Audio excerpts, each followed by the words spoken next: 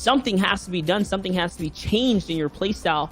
We'll find out soon if it was some adjustments that he made from the previous weeks till now that's making him shine right now. But here we are with Sway, the one and only creative warrior himself.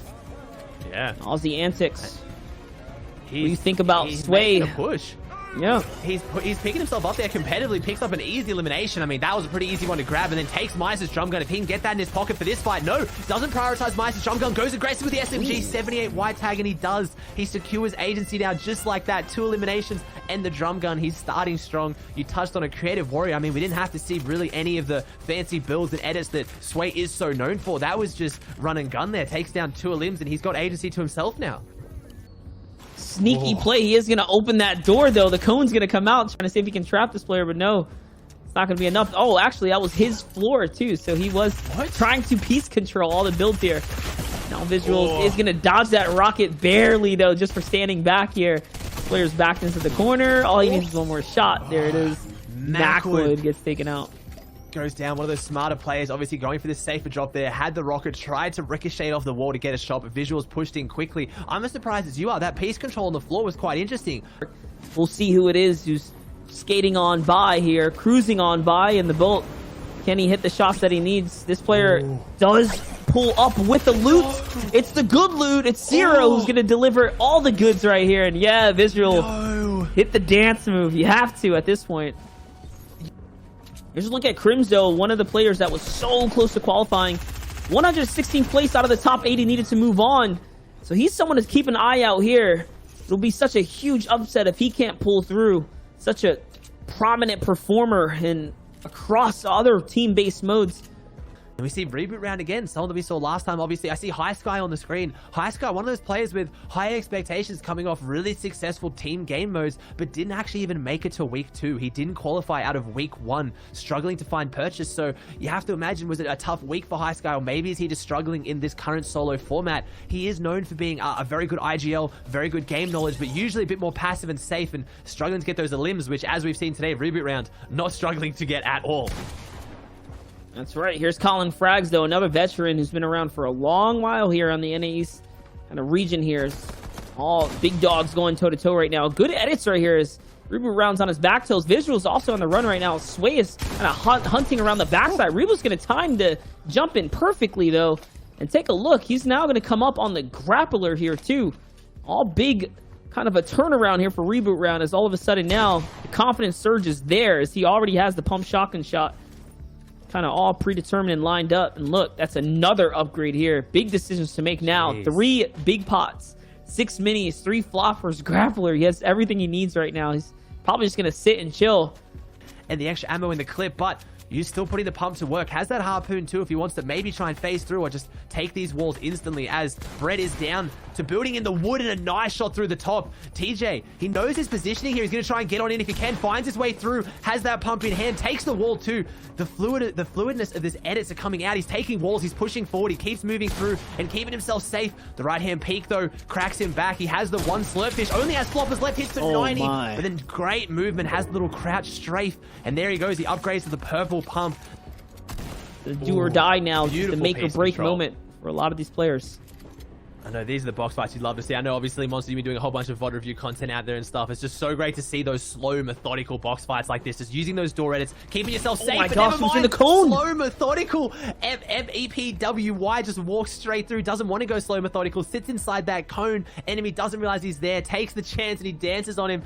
That's right. I mean, it is all just a mind game at the end of the day. The unpredictable are usually the ones that win right there. Here's Jav jumping in the box. Very simple, very easy. Making it look that simple here for Reese. He goes for the full 50-50. Yeah. Regardless, though, we're still looking at an intense game here, Aussie. I mean, things are coming down to the wire right now. Is this just all pressure, right? He needs these shots. So they close. want any kind of elims. He hits one white tag. If he hit a couple more there, the bloom not really in his favor. Can't really find his way through, but he's got that heavy sniper. See if he uses it. Is he going to go in the box? He is. Pulls it out last minute. Hits a 79 shot. Takes him out. There it is. He goes down. Takes down cracked iOS. Possibly, I'm guessing, maybe one of the mobile players here in... Luckily, though, this is here in the Slurpy Swamps area. So for him being here so early now, he can just hang out. He can basically buy his way freely to the mid game. If he just pulls the half in, half out, he can make that end game.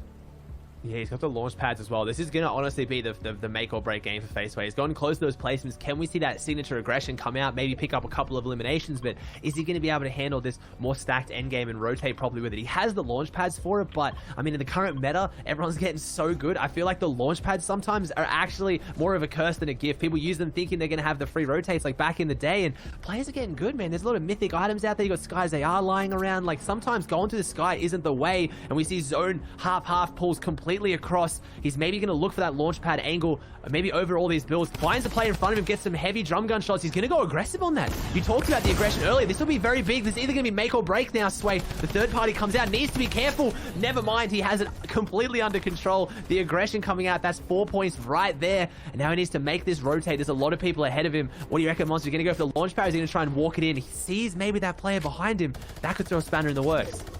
Yeah, I don't think he's in a rush, not at all right now, especially with all the commotion nearby. He's probably looking to see what he can find here. There it is. River's going to be so lucky he was crouched there. I mean, that's it's five all right. though. Yeah, quite a lot of points, but this is right when those placement points start hitting. You talked about top 10 is where you're going to start guaranteeing a placement for every person alive, so just falling short. It is very stereotypical of Sway's playstyle. Very aggressive, can close out and finish eliminations like nothing like we saw, but needs to get a little bit better securing those placements. And look at the zone right now. Everyone is on this edge. If this rotating zone goes southwest again, they're all going to have to move another time. JB Cow, he's got the edit and he drops it down. 162 takes him down. That's Leo TJ that we saw earlier in that fight outside Salty, but doesn't even get a chance to respond. But JB now on the back foot. SMG comes out. He's got good shields here. He's got good meds. Needs the time to use them. Maybe goes through that slowfish and picks up those floppers, but he needs to try and get through this though. He needs to survive. Holding onto his walls at all costs. Edit's coming out, maybe a little bit panicked here on the low ground. Zone goes far northeast, so it's not too bad for these players, but 35 alive, it's going to be congested no matter where it goes. That's right. I mean, he's doing all this for the loot. Remember, he left a flopper here, and he does want to heal up and eventually take it all back, but if he plays greedy right now, he's not going to be able to get anything for it. And there it is. Finally, he decides to use that slurpfish and then go in, hopefully, to grab these floppers now to stay alive. He is going to get the one that was left there. He still has more to go. Can he find this Elam, this white damage? And he is. It's Ramsey who falls now. And all of a sudden, Cal is in this game here. He has great loot, great resources to make the cut here. Everyone's flying across the field, so he's going to be able to just rotate for free right now. Look. There's no one on ground with him, essentially, on the layer. So just a free rotate. This is, like, better than getting a launch pad.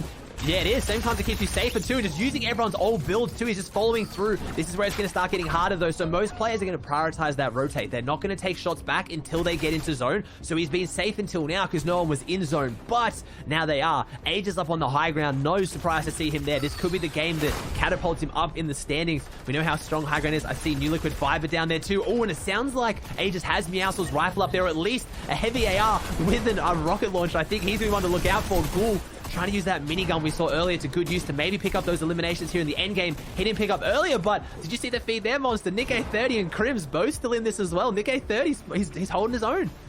That is right. Still fragging off here in a top 20 situation. Fiber's going to fall there in the zone. And now the grappler comes to Ghoul's inventory. And he is so good with it. He's just cutting across right now. Such an easy rotate. The fact that this entire area was open and not a single build there. Making it nice and easy for him. Now let's see, we're approaching top 10 here. One less player still in the game. Wilgoo's still popping off. There's mobile players in the running right now. Here's Scar's gonna fall to Ghoul. Ghoul's playing this low ground phenomenally right now, playing on the outskirts. Nick A30 still in the end game. It's J Cal versus Nick A30. J Cal's gonna jump in the base. What is J Cal gonna do here? As he lets Nick slip away now, and Nick's getting pressure from two angles here. It's multiple shots. Oh my gosh. RPGs. This is chaotic right now. We're all over the place.